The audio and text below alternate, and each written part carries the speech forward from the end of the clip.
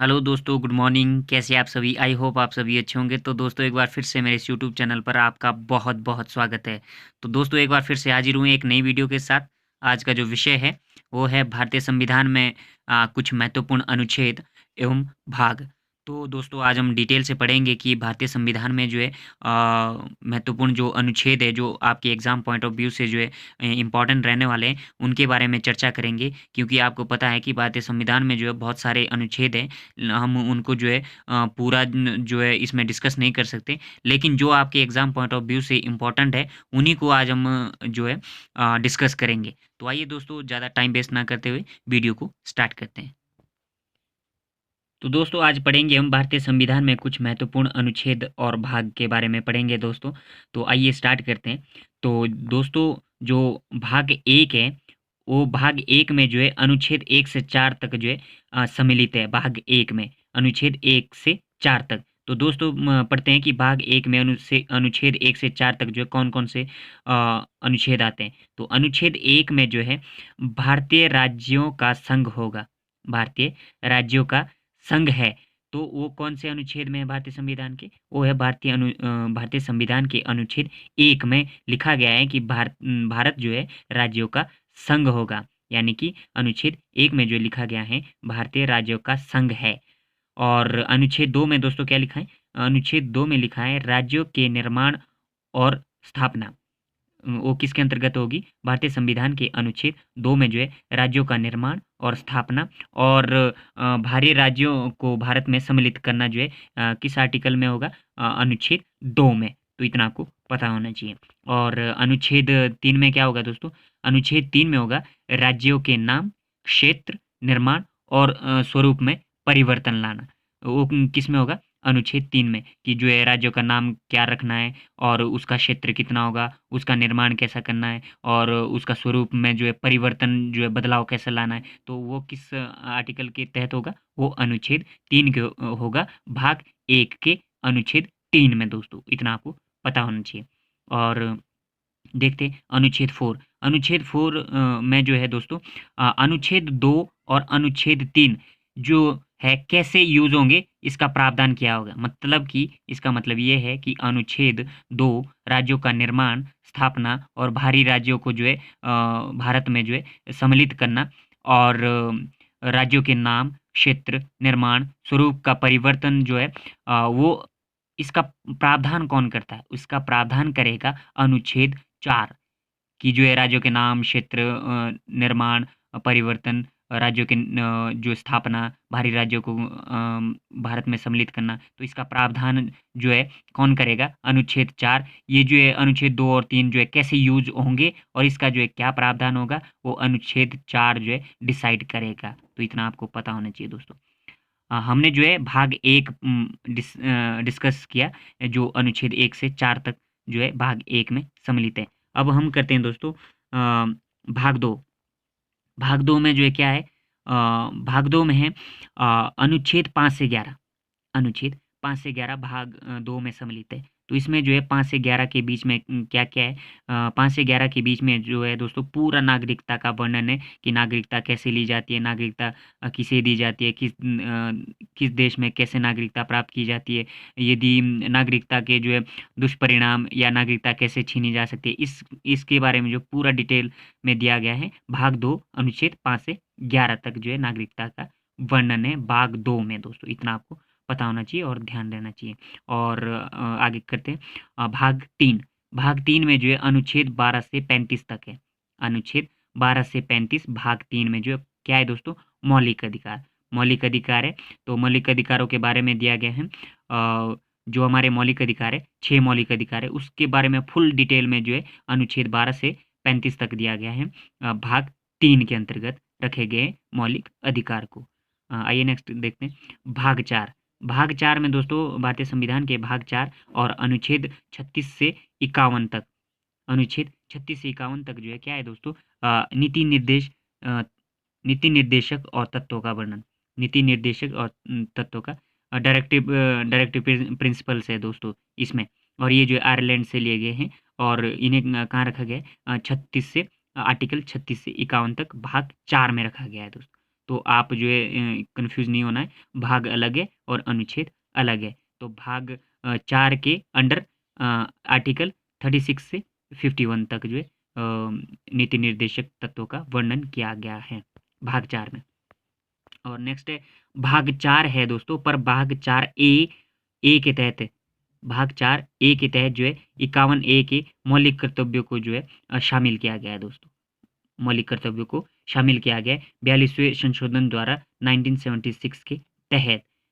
अगर पूछा जाता है मौलिक कर्तव्यों को जो है किस भाग में शामिल किया गया है, तो आपका आना चाहिए भाग 4 ए के तहत। भाग 4 ए के तहत जो है मौलिक कर्तव्यों को जो है भारतीय संविधान में जो है रखा गया है। और मौलिक अधिकारों को जो है भाग 3 के अंतर्गत आर्टिकल 12 से 35 तक रखा गया है मौलिक अधिकारों को। तो इतना आपको पता होना चाहिए। आइए दोस्तों नेक्स्ट देखते हैं। नेक्स्ट है राष्ट्रपति। नेक्स्ट है अनुच्छेद 52 में जो है राष्ट्रपति की पद की व्यवस्था की गई है कि राष्ट्रपति की जो पद होगा वो आर्टिकल 52 के तहत होगा। तो आर्टिकल 52 में जो है किस पद की व्यवस्था की गई, राष्ट्रपति के पद की व्यवस्था। तो दोस्तों मैंने इकट्ठे ही जो है आर्टिकल जो है उन्हीं आर्टिकल को जो है इंक्लूड किया है जो आपके एग्जाम पॉइंट ऑफ व्यू से इम्पोर्टेंट है। नहीं तो जो हमारे आर्टिकल्स की जो भारतीय संविधान में जो प्रेजेंट टाइम में जो संख्या है वो 460 प्लस है, 460 प्लस है दोस्तों। तो हम जो उन्हीं आर्टिकल्स को इसमें जो है डिस्कस करेंगे जो आपके एग्जाम पॉइंट ऑफ व्यू से इम्पोर्टेंट है। और अनुच्छेद 53 में जो है राष्ट्रपति की शक्तियाँ एवं कार्य है। आर्टिकल 53 में जो है राष्ट्रपति की शक्तियाँ और कार्य है कि राष्ट्रपति की शक्तियाँ क्या होगी और उनके जो है कार्य क्या होंगे, वो किसके आर्टिकल के तहत है, वो है आर्टिकल 53। और पद की व्यवस्था आर्टिकल 52। और दोस्तों आर्टिकल 54 में है निर्वाचन पद्धति। ये भी जो है आपको ध्यान रखना है कि राष्ट्रपति के जो आर्टिकल है मैंने एक साथ इंक्लूड किए 52, 53, 54। ये सारे जो है एक साथ ही जो है इंक्लूड किए ताकि आपको कन्फ्यूज़ ना हो, ताकि आप कन्फ्यूज़ ना हो। तो आर्टिकल 52 में 54 में है दोस्तों निर्वाचन पद्धति। निर्वाचन पद्धति को जो है शामिल किया गया कि जो राष्ट्रपति है उसकी निर्वाचन पद्धति कैसे होगी। तो आर्टिकल 52 में जो है इसका प्रावधान किया गया है। और आर्टिकल 61 में जो है महाभियोग की व्यवस्था की गई है। आर्टिकल 61 के तहत कि महाभियोग द्वारा जो है राष्ट्रपति को हटाया जा सकता है। ये विधि जो है आर्टिकल 61 के तहत इसकी व्यवस्था की गई है। दोस्तों अगर आपने जो है राष्ट्रपति से रिलेटेड प्रेसिडेंट से रिलेटेड और सुप्रीम कोर्ट से रिलेटेड जो है इंपॉर्टेंट टॉपिक नहीं देखा है तो मैंने डिस्क्रिप्शन में लिंक दे दिया है, तो आप जो है ज़रूर से ज़रूर देखें क्योंकि ये मोस्ट इम्पॉर्टेंट जो है टॉपिक है, तो आप ज़रूर से ज़रूर देखें।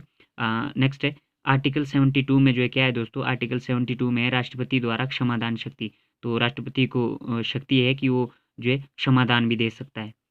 तो इसके बारे में पूरा डिटेल में जो है मैंने समझाया हुआ है वीडियो में, तो आप जो है डिस्क्रिप्शन में जाएँ और लिंक में जाके जो है वीडियो को ज़रूर देखें।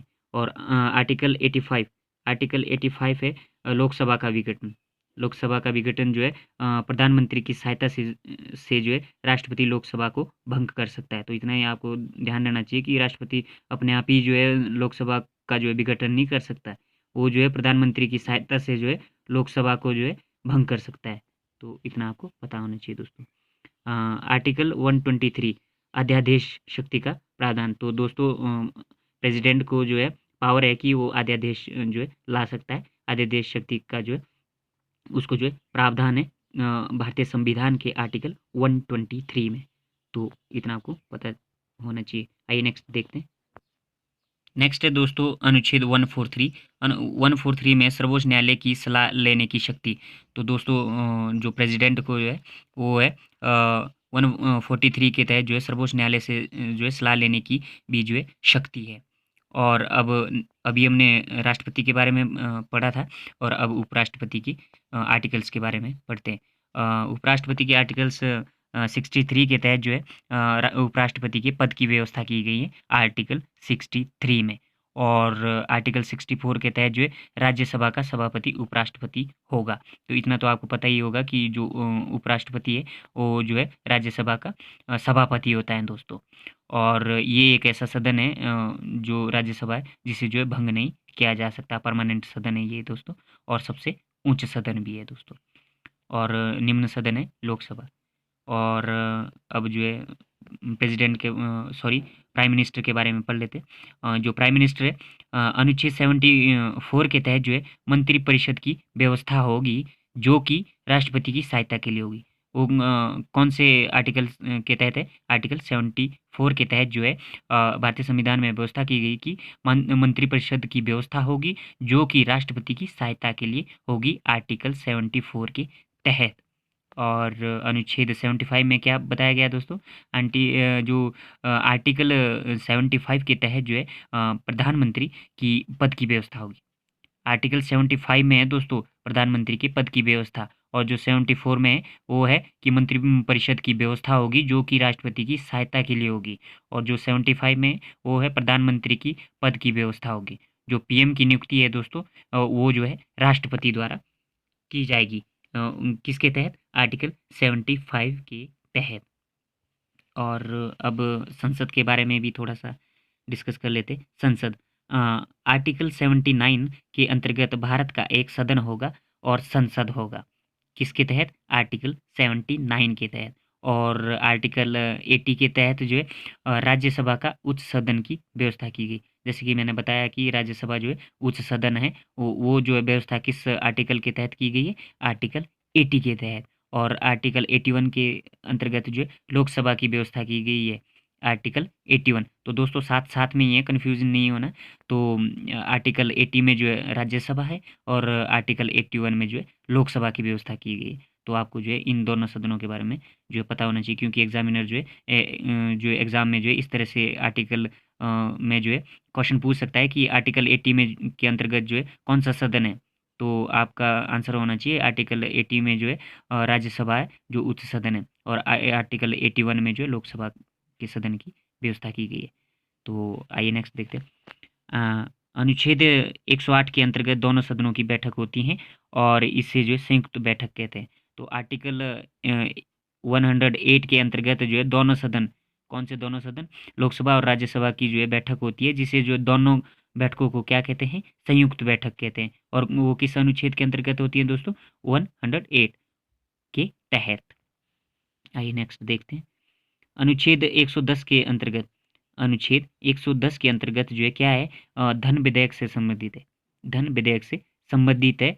कौन सा अनुच्छेद? 110। तो इस तरह से जो है एग्जामिनर जो है क्वेश्चंस पूछ सकता है आपसे, तो आप जो है ध्यान से देखें। अनुच्छेद 112 के अंतर्गत जो है क्या है दोस्तों? बजट से संबंधित है। जो बजट से संबंधित जो है आर्टिकल, भारतीय संविधान के आर्टिकल कौन से इसमें? आर्टिकल 112 में 112 के अंतर्गत जो है बजट से संबंधित व्यवस्था की गई है भारतीय संविधान में।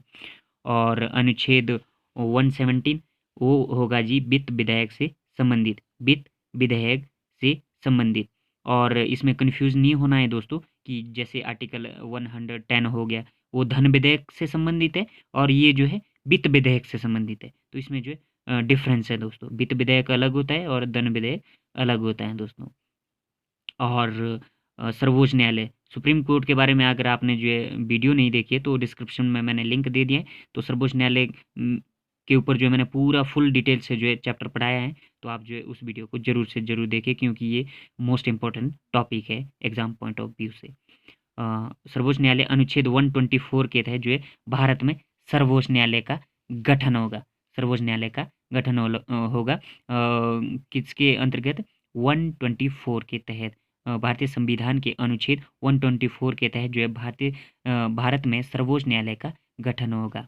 और अनुच्छेद 137 के तहत जो है न्याय पुनरावलोकन, जुडिशियल रिव्यू के बारे में जो है डिटेल से पढ़ाया है मैंने, तो आप वीडियो को ज़रूर से ज़रूर देखें। तो न्यायिक पुनर्विलोकन जो है भारतीय संविधान के अनुच्छेद 137 के तहत जो है इसकी व्यवस्था की गई है। यदि जो है जो लोकसभा राज्यसभा जो है या कार्यपालिका जो है गलत कानून का निर्माण करती है, तो ये न्याय पुनर्विलोकन जो है उस कानून को जो है रद्द कर सकती है। ये पावर है न्याय पुनर्विलोकन के पास। तो जुडिशियल रिव्यू। और अनुच्छेद 143 के तहत जो है सर्वोच्च न्यायालय राष्ट्रपति को सलाह देने की व्यवस्था है। किसको? सर्वोच्च न्यायालय को। और 143 के तहत जो है राष्ट्रपति को भी जो है मतलब शक्ति है कि सर्वोच्च न्यायालय से सलाह लेने की शक्ति है उसके पास भी, राष्ट्रपति को। और जो 143 के तहत ही जो है सर्वोच्च न्यायालय को भी जो है शक्ति है कि वो राष्ट्रपति से सलाह देने की व्यवस्था है। तो इतना आपको पता होना चाहिए। तो दोस्तों आज हमने जो है इम्पोर्टेंट आर्टिकल्स और भाग के बारे में पढ़ा। तो दोस्तों आपको वीडियो कैसा लगा तो लाइक ज़रूर करें और मेरे वीडियो के साथ बने रहें। कल की वीडियो भी मोस्ट इम्पॉर्टेंट है, तो आप पिछले कल की वीडियो जो है ज़रूर से ज़रूर देखें, क्योंकि वो एग्ज़ाम पॉइंट ऑफ व्यू से आपके लिए मोस्ट इम्पॉर्टेंट है। तो दोस्तों वीडियो काफ़ी लंबा हो चुका है, तो तब तक के लिए आप खुश रहें, मस्त रहें। जय हिंद, जय भारत।